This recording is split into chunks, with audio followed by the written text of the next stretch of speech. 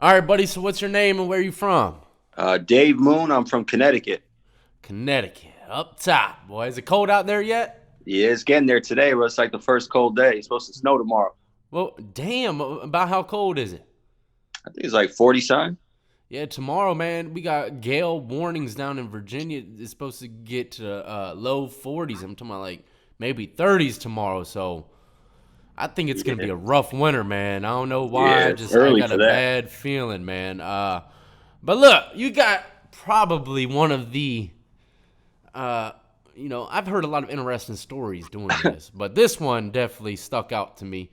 Uh, you almost did a lot of time for stealing a lot of wine, correct? Yeah, yeah. I did a little time. I did 26 months, but that's nothing Oh, compared to some people. But shit, that's long enough. I didn't even. I have horrible memory, so I couldn't remember if you did any time at all. But 26 yeah, months, no, that's enough for you to wake the hell up. You know what I mean? yeah. I got Um, 8 suspended after 26 with 5 years of paper, 392,000 restitution.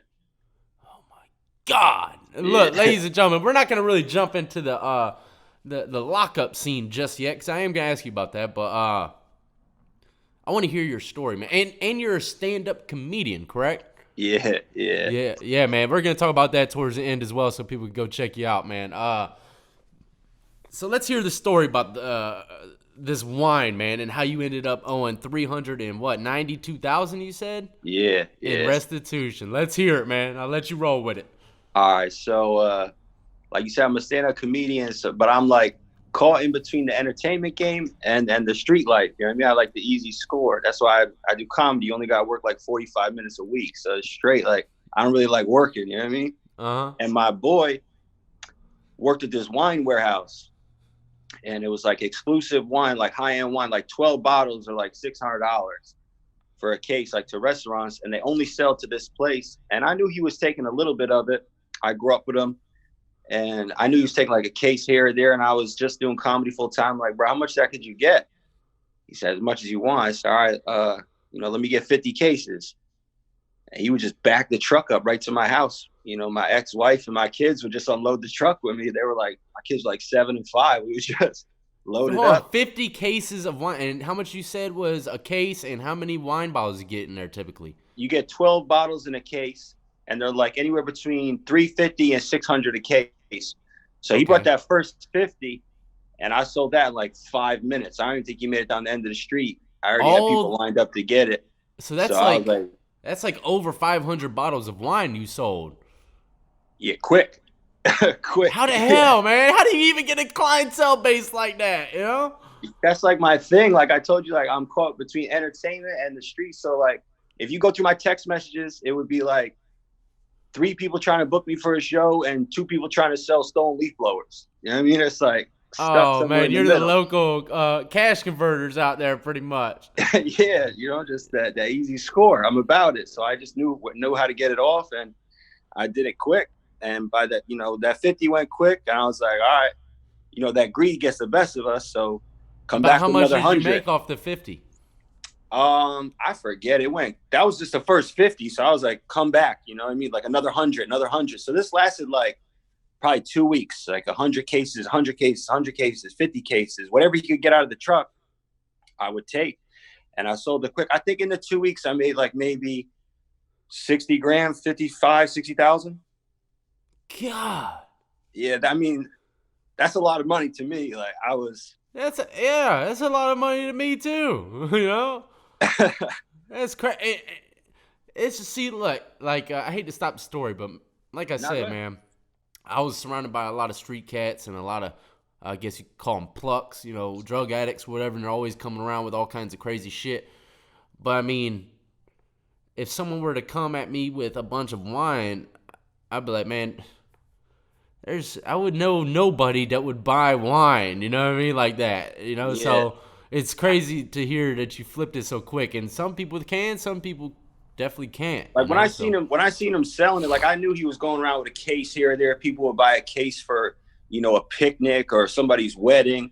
So I already had the wheels spinning when I seen those few cases going around. I was lining up the sales. Like when I ordered that 50, the 50 was already gone. I already sold it before he brought it. You know what I mean? I already had somebody lined up to take it. So it wasn't really, I wasn't standing on the corner holding bottles of wine. You know what I mean? Yeah. Like, Yeah. sitting on a Okay. milk So crate. you had a little, yeah. See, you just had a little bit, I guess you knew a little bit of different diverse people that you could probably Yeah, pump it to. restaurants. And, you know, I sold to one dude that a couple of, I don't want to really, you know what I mean? He told on me, but I don't want to put that out there, that vibe out there. But Yeah. yeah, it Uh, was probably, I sold to like 15 people. and you And said some of them were restaurants, correct? yeah. Well, how the hell, how'd this unfold? How the hell you get caught up, man? All right. So this is like a B movie. Like you can't even make this stuff up. Like it's so I know, crazy man. how I it know. got That's caught. why. I was like, man, this could be a movie for sure. When I read it, you Facts. know. Yeah. All right. So I supposedly sold to this one guy, and this one guy had a party, and the person that owned the wine company was at the party. And this is exclusive wine. Like it's like getting a lockdown 23-in-1 sweatshirt. You know where you got the sweatshirt from. You know what I mean? Yeah. It only comes from one guy. So they're pouring out the wine. The dude's like, where the f- did you get that?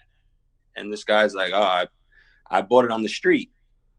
Another guy is in the room at the same time and says, I got a text message from Dave Moon saying he got wine for $250 a case. And it's supposed to cost like double that. So that's how the wheels got, you know what I mean? They started spinning and the investigation started. And that was like probably 2 months after we sold it. And then like 6 months later, they had they got a warrant for my cell phone. And they seized my cell phone and my co-defendant's cell phone. And that lasted for like 13 months. They had our cell phones. I wouldn't give them the passcode to it. And you're just out in the streets. No, they got the warrant at, because, you know, they have the time that it gets signed. Uh-huh. They got the warrant at 8:35. They caught me at 9:03. It took them 25 minutes to catch me. I had a orange car, like the smart car, you know, the little ass car. I would take the comedy shows and shit. And I was outside the barbershop and the cop drove by and turned right around. So they hit me with the warrant. I was allowed to call my lawyer. I called my lawyer. He's like, yeah, I was trying to call you. They got a warrant for your cell phone because he knew it was up. He's like, you got to give it to him. Don't give him the passcode. So they had seized the cell phones for like 13 months, mine and my co-defendants. They got him like 20 minutes later. And But are you in jail during this 13 months? I'm not even arrested.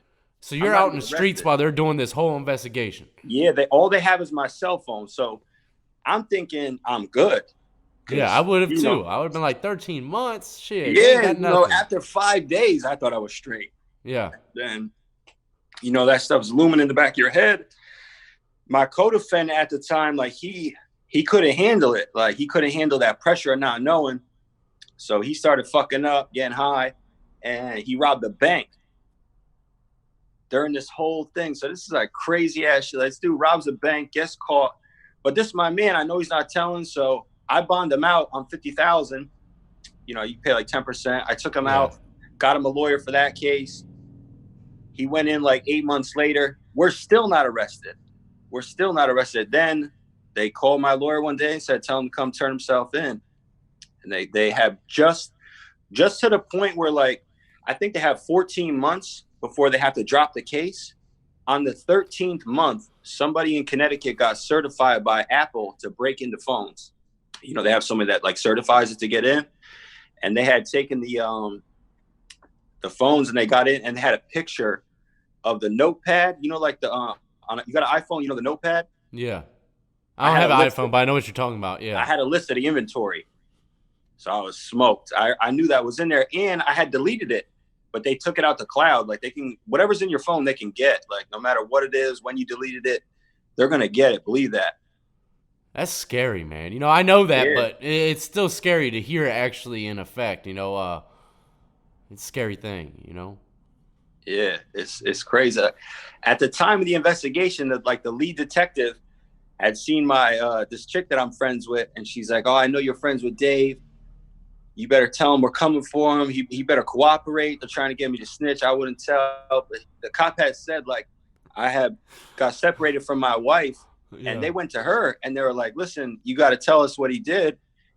We got 7 girls naked in this phone. We'll show them to you. Like, they Oh, tried, they're you know, dirty turn on her. dogs, man. Yeah, but I seen that move coming, so I kind of prepped her to it. I was like, yeah, I heard they put other girls in the phone and try and get you to. I started lying on it. Oh shit!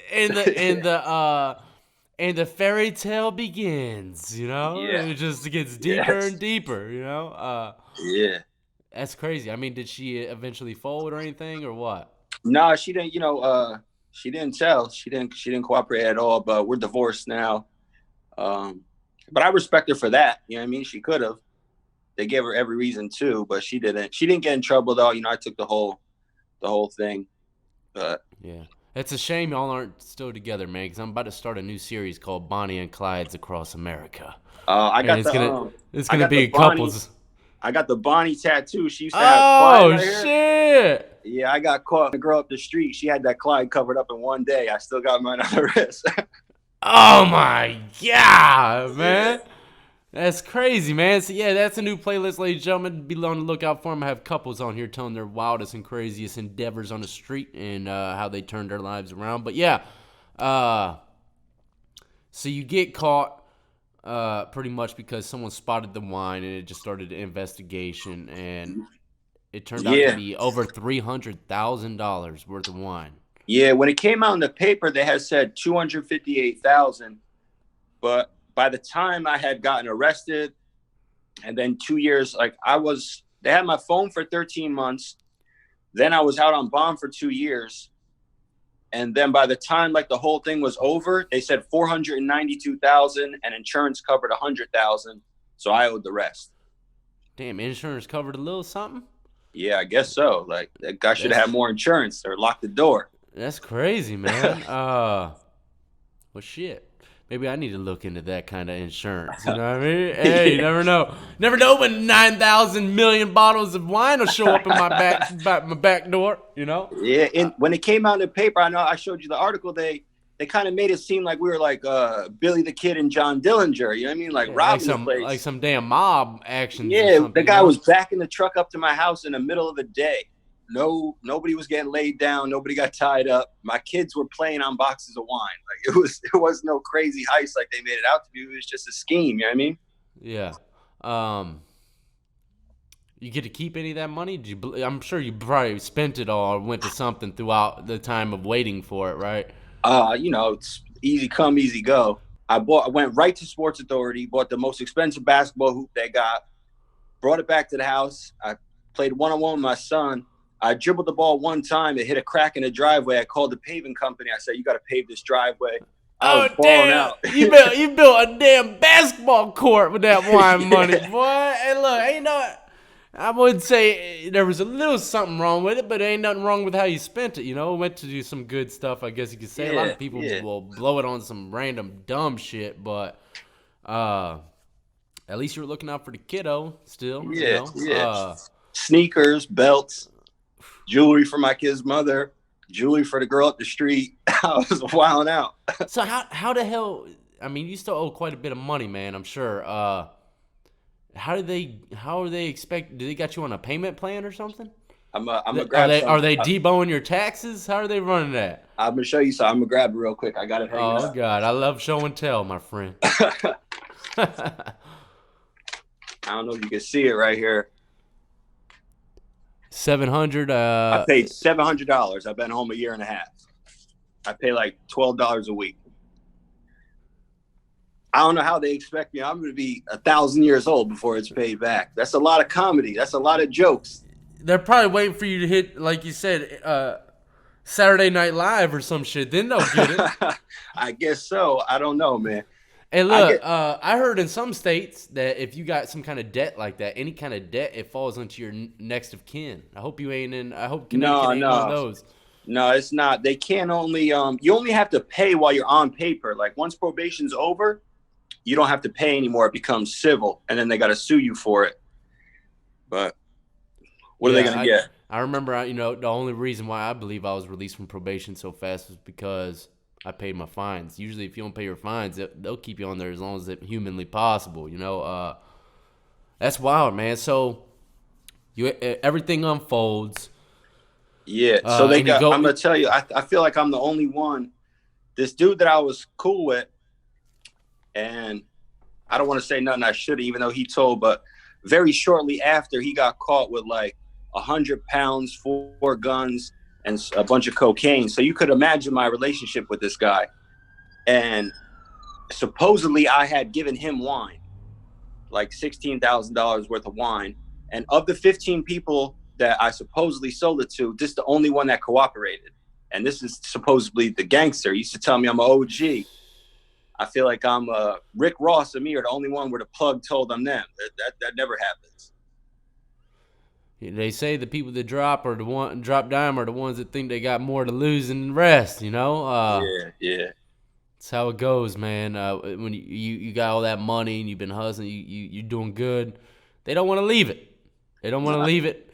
They want to maintain it, and they'll do anything and everything in their power to do it. I got him back though. I had the guy that told him his daughter I had sex with, out of spite for him telling. Like it was worth every day of that 26 months. Y'all out there in Connecticut are dirty, man. That's karma. That's karma. Hey. Was it like a if it wasn't out of spite, would you have done it, or was it like?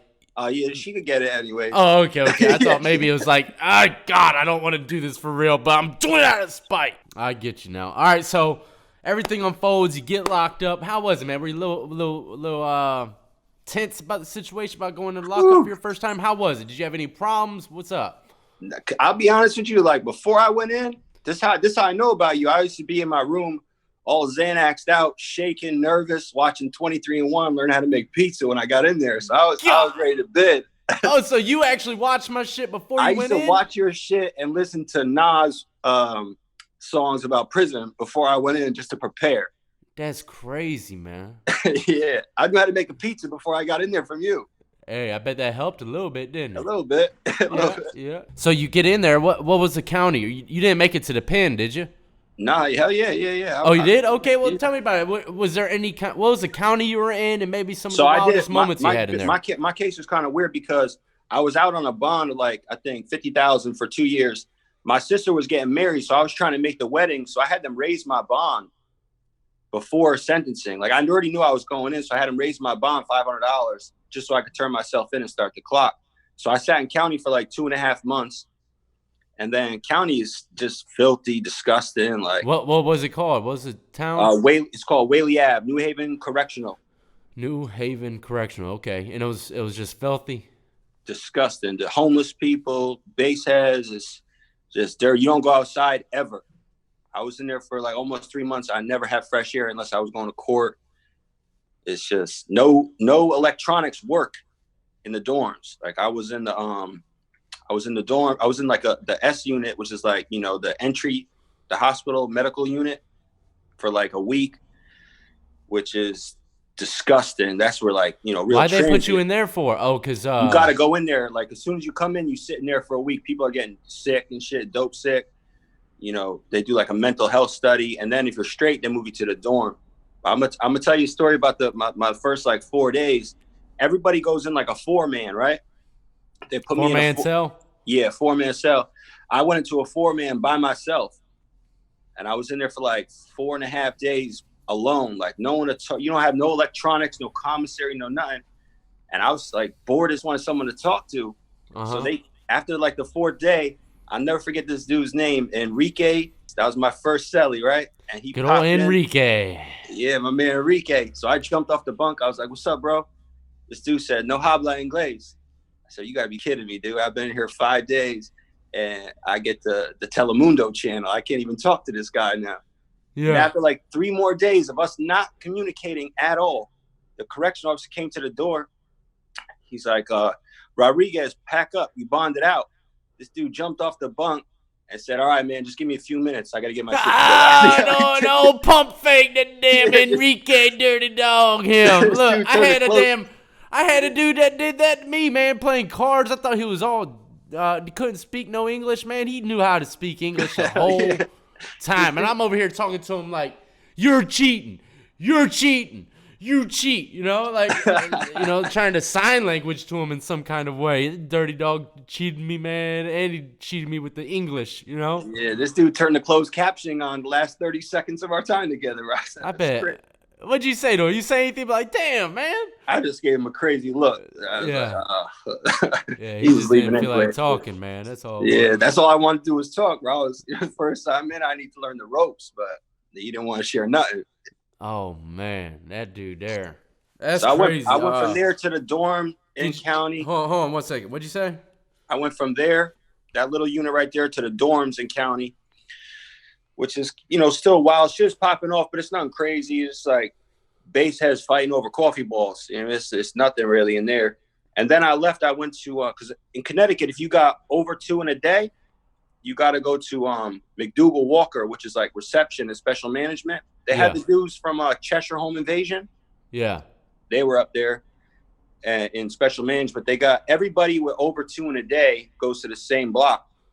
So my first cellie had 177 years. That's wild. Yeah, I had a couple bottles of wine. You know what I mean? This dude. Yeah. So up there's that's the only time, like, in my whole bit where shit was really popping off. My first 15 minutes, I see someone get sliced up. It's first time the cell door pop. And how the hell? You said the first time you get out into the pod, you see someone get sliced up? Yeah, as soon as they pop for chow, the dude ran right by me and cut the dude like 2 cells over from me. And he had a big ass, piece of plastic, like sharpened up, a blue piece of, I think it was part of the chair. And dude go running out the cell bleeding or something? Yeah, he just kind of like ran down the stairs and the blood was dripping down and I was hungry. So I just shut the door and I said, I'll eat later. Fuck that. I'm not staying out here. Yeah. Yeah. That's crazy, man.